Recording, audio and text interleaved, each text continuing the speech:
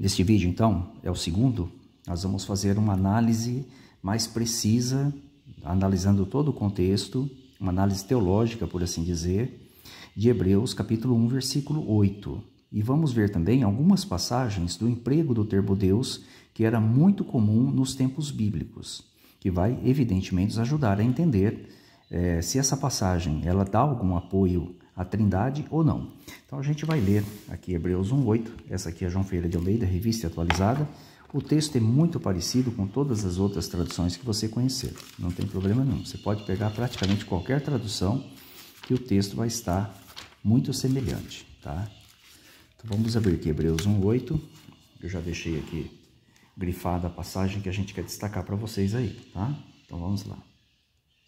Será que esse louvor dado aqui coloca Jesus Cristo como a divindade suprema? É isso que a gente quer destacar para vocês. Como nós mostramos no primeiro vídeo, em hebraico não aparece essa expressão ó aqui, que é uma expressão de enaltecimento, de louvor, tá?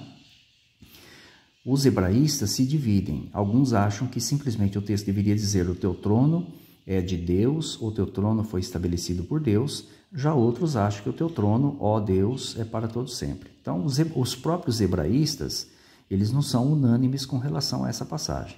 Então, quem sou eu para criticar? Mas eu quero mostrar para vocês que mesmo que essa forma que está sendo usada aqui, ela em hipótese alguma dá a entender que Jesus Cristo seria a divindade suprema, mesmo que fosse um termo de exultação a ele. Não tem nada de errado em fazer isso. Eu vou mostrar para vocês por quê, tá? Então, mas acerca do Filho, o teu trono, ó Deus, é para todo sempre, e cetro de equidade ou retidão é o cetro do teu reino. Aí o 9.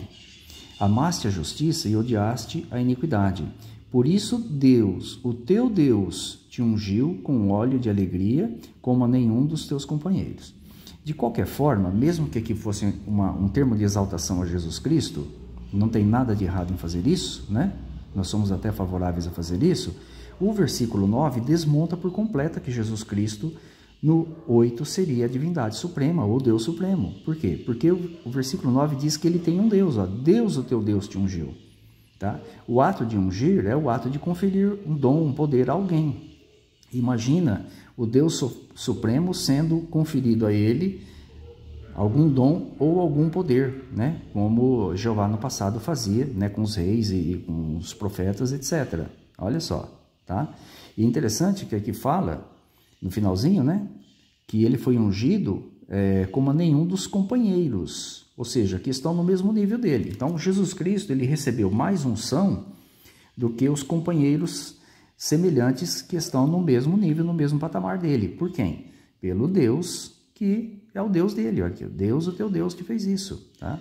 Então, jamais aqui seria o emprego, né? Deveria usar essa expressão para denotar que Jesus seria o Deus Supremo. Por quê? Porque ele tem um Deus, e o Deus Supremo não tem Deus sobre si. Tá? Agora, será que o Deus de Jesus tem Deus sobre si? Obviamente que não. Né? Esse aqui sim é o Deus Supremo. Tá bom? Como disse para vocês, isso aqui é uma citação do Salmo 45, 6 e 7. Inclusive, aqui a nota do pé da página mostra isso, tá vendo? Salmo 45, 6 e 7. É isso que a gente vai fazer. Então, vamos abrir lá no Salmo 45, 6 e 7. Você vai perceber que é exatamente as mesmas palavras que nós encontramos aqui, que está de acordo com a Septuaginta, e não de acordo com o texto original em hebraico. Aqui, ó, Salmo 45, está aqui em cima. Olha o texto aqui, ó. Em algumas bíblias ele é no 7, começa no 7. Perceba que é exatamente a mesma passagem. Olha, o teu trono, ó Deus, é para todo sempre. Cetro de equidade ou retidão é o cetro do teu reino. Olha lá. Amas a justiça e odeias a iniquidade, por isso Deus, o teu Deus, te ungiu com óleo de alegria como a nenhum. Perceba que é uma citação exata desse salmo aqui.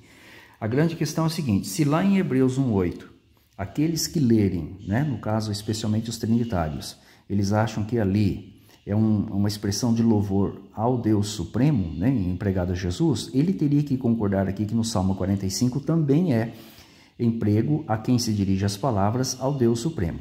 Acontece que no Salmo 45, versículo do 1 em diante, mostra que essas palavras foram dirigidas a um rei. Por quem?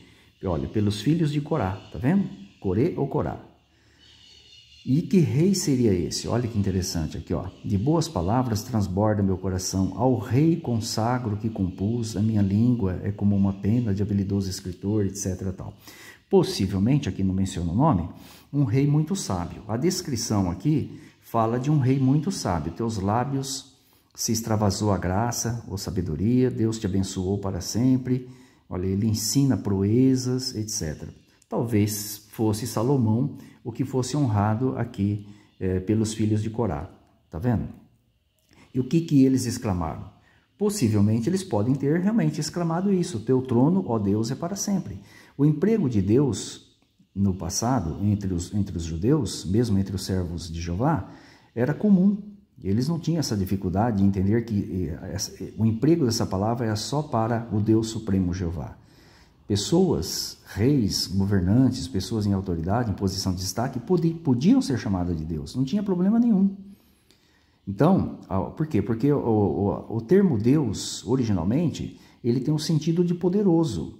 Então, simplesmente, eles estavam exaltando o teu trono, ó poderoso, que é mais ou menos, né, pode dizer, o significado do termo Deus em hebraico. O teu trono, ó poderoso, é para sempre. Então, se para um rei humano lá no passado foi empregada essa expressão, por que para Jesus não poderia? Obviamente que sim, né? Sem problema nenhum.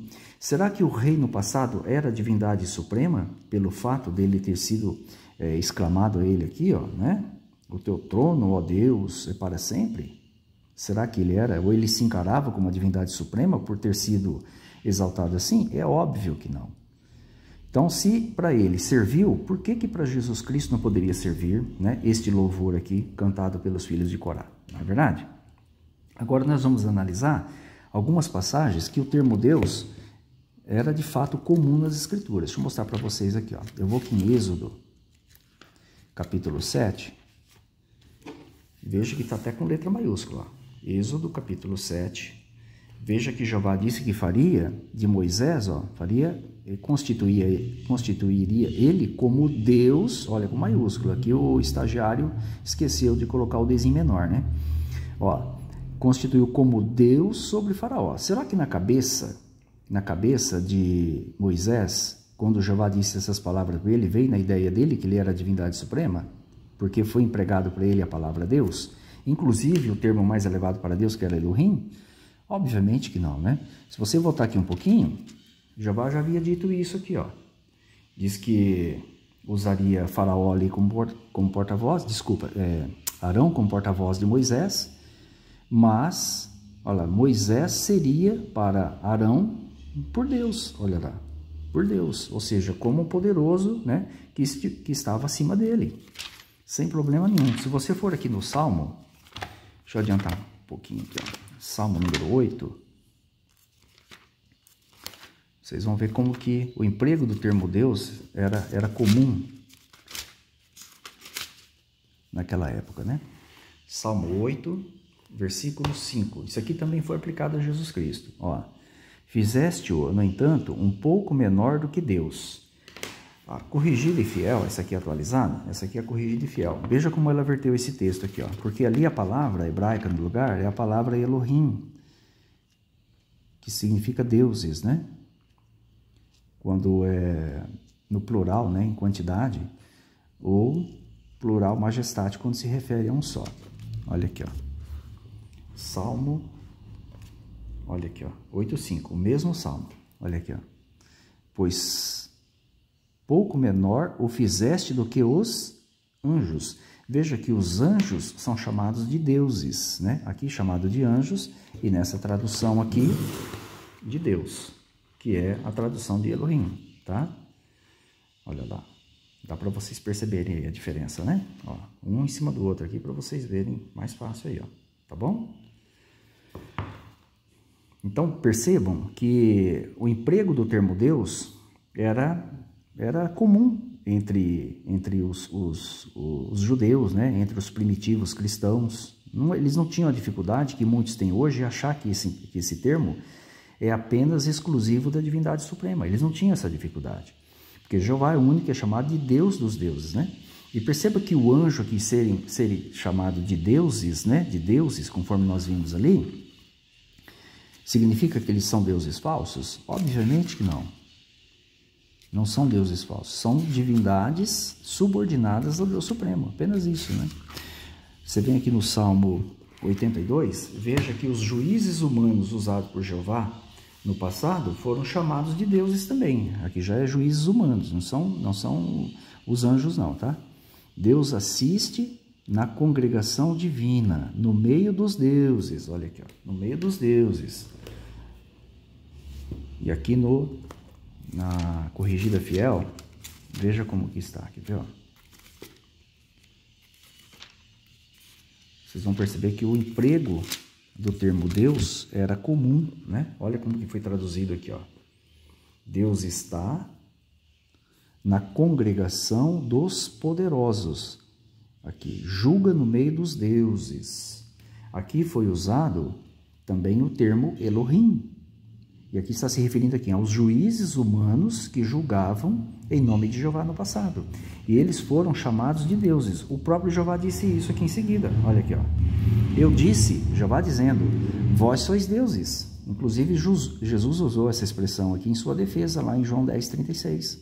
Olha lá. Todos vós, filhos do Altíssimo. Será que esses deuses aqui eram deuses falsos? Não. Mas eram pessoas que ocupavam uma posição de autoridade, de poder, em nome de Jeová. Perceba então que o termo Deus não era problema para os judeus naquela época, né? Não havia problema nenhum com o emprego desse termo. E, obviamente que os primeiros cristãos eram judeus, então eles não tinham essa dificuldade em empregar o termo Deus até mesmo para Jesus Cristo. Por quê? Porque Jesus Cristo de fato é um ser poderoso, né? Então esse termo de exaltação aqui que nós temos em Hebreus 1:8, mesmo que for dessa forma, não coloca Jesus Cristo como a divindade suprema. Por quê? Como eu já disse para vocês, né? O versículo 9 desmonta isso, né? Então, mesmo que fosse, não estaria errado, né, em atribuir um louvor a Jesus Cristo, né, no sentido de poderoso, ao teu trono, ó poderoso, é para sempre, se foi empregado para um rei no passado. Obviamente que pode ser empregado também para Jesus, que é muito mais importante, né? Muito mais destacado, né? do que qualquer rei que tenha sentado no trono de Jeová no passado. Então não tem nada de errado. Então teu trono, ó Deus, teu trono, ó poderoso, que seria o sentido desse termo, é para sempre. Não tem nada de errado. O versículo 9 desmonta por completo qualquer conceito de que ele seria a divindade suprema, mesmo recebendo alguma honraria. Por quê? Porque o texto fala, Deus, o teu Deus, Deus de quem? Esse que está sentado no trono, que foi honrado aqui, ó. Então, aquele que é honrado no versículo 8, ele tem um Deus acima dele, chamado de Deus pessoal dele, que ungiu ele com óleo de alegria, etc. tal. Como nós sabemos, existem inúmeras passagens que mostram que Jesus Cristo sentaria de fato no trono e seria um rei nomeado por Jeová. Vou apenas citar as passagens bíblicas aqui das profecias que indicam isso. Ezequiel 21, 27, Daniel 7, 13 e 14, João 1, 49, Apocalipse 1, 26 e 27, onde Jesus Cristo fala que ele recebeu toda a autoridade do Pai, né? No caso Jeová, para poder julgar as nações, governar as nações, tá bom? Então assim nós encerramos esses dois vídeos, né? Espero que seja de proveito para todos vocês aí, deixando claro que de fato Jesus Cristo merece honra, não é? A honra merece ser louvado, mas jamais confundir essa honra que é dada a ele como se ele fosse a divindade suprema. A divindade suprema é de fato o Deus dele, que é Jeová. Fiquem todos com as bênçãos de Jeová, aguarde até o próximo vídeo, até lá, um forte abraço.